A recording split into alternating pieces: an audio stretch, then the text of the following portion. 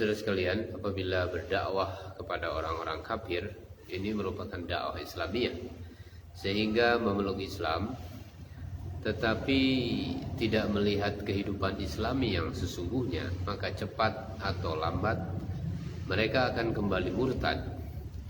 Ibarat mengajak orang yang kehujanan untuk berteduh di dalam rumah yang seluruh atapnya bocor.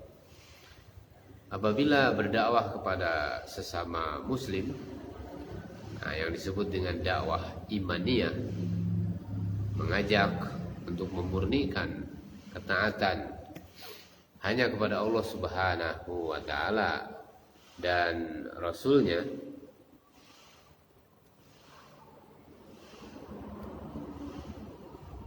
saudara-saudara sekalian,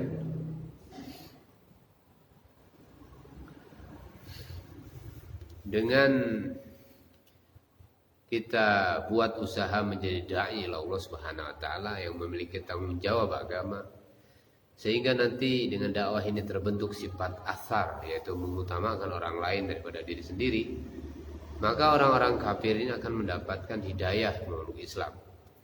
Ketika mereka melihat orang-orang beriman memuliakan sesama muslim dan bersikap adil kepada seluruh manusia, Allah Subhanahu wa taala berfirman, "Wa mimman khalaqna ummatu yahduna bil haqqi wa bihi ya'dilun."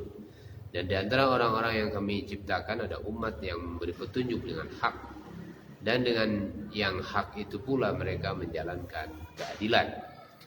Saat ini opini masyarakat dunia terbentuk dari pola hidup umat Islam, sehingga persepsi mereka mengatakan inilah Islam.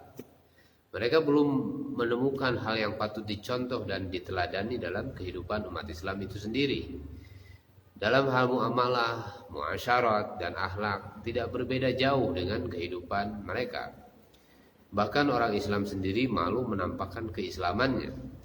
Mereka tidak melihat bahwa sesungguhnya kehidupan Islami adalah mengamalkan Al-Quran dan mengamalkan As-Sunnah.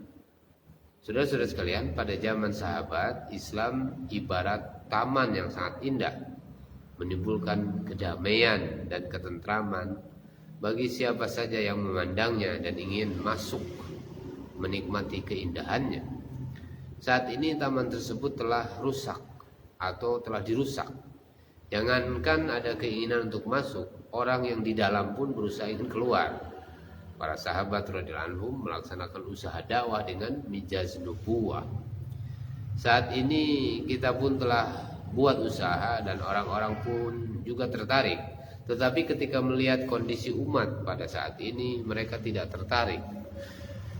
Usaha dakwah adalah kerja utama, baik yang telah lalu, saat ini maupun yang akan datang. Bila usaha dakwah terwujud, orang-orang akan senang beramal, dan di seluruh rumah umat Islam wujud suasana agama. Agama ini ada pada diri manusia, bukan di dalam kitab, bukan di dalam buku-buku atau di mimbar. Saat ini di mana ada suasana amal agama? Siapa yang mengamalkan agama 100%? Rasulullah SAW bersabda, yang artinya di antara tanda yang menunjukkan dekatnya kiamat adalah banyaknya khotib-khotib di atas mimbar kalian, ulama kalian condong kepada penguasa kalian, sehingga mereka menghalalkan yang haram bagi penguasa tersebut dan mengharamkan yang halal untuk mereka, serta memberikan fatwa kepada mereka dengan apa yang mereka, yaitu para penguasa, inginkan. Saudara-saudara sekalian, la taqumu sa'ah hatta yakuna juhdu riwayah wal war'u tasanu'an. Tidak akan terjadi kiamat hingga sifat juhud hanya menjadi cerita belaka dan sifat waro menjadi sifat kepura-puraan belaka. Usaha dakwah bukan teori filsafat.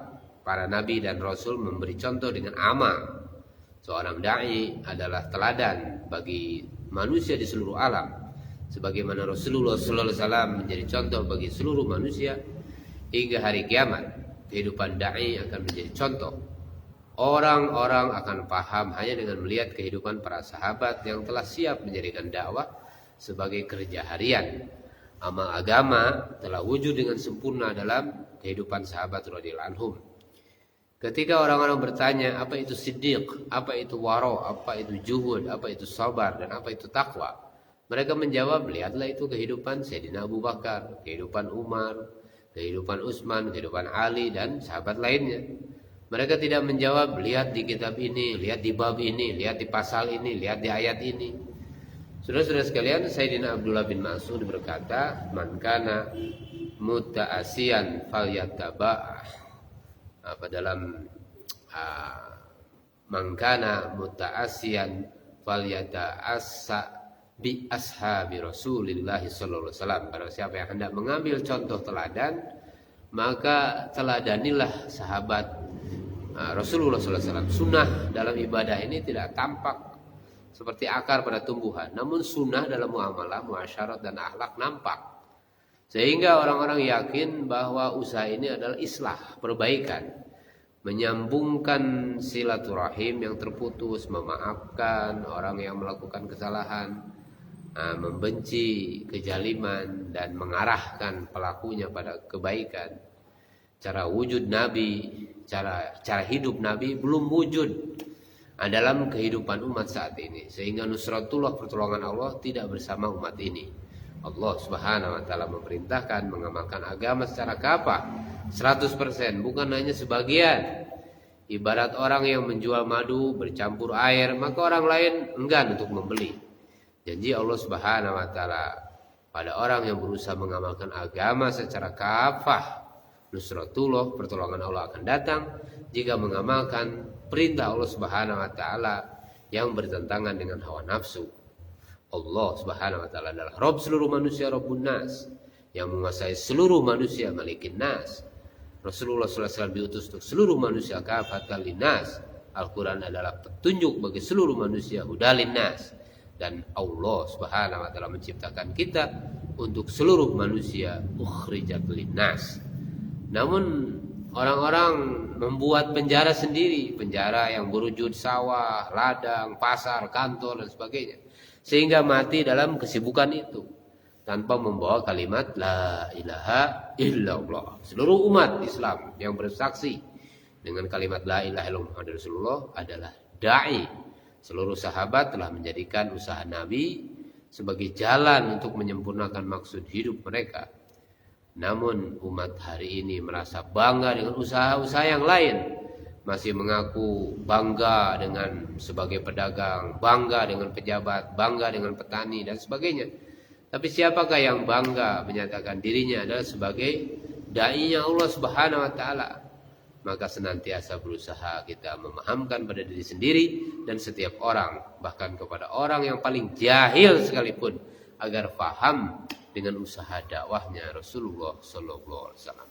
Semoga tadzkirah kita di sore hari ini bermanfaat bagi peningkatan iman dan amal kita, dan memberikan fikir dan kerisauan kita akan kerja dan tanggung jawab daripada umat akhir zaman itu, yaitu tanggung jawab atas kerja dakwah, mengajak manusia taat kepada Allah Subhanahu wa taala. Subhanallah bihamdi, subhanaka Allahumma wa bihamdika, asyhadu an la ilaha illa anta, astaghfiruka wa atubu ilaik.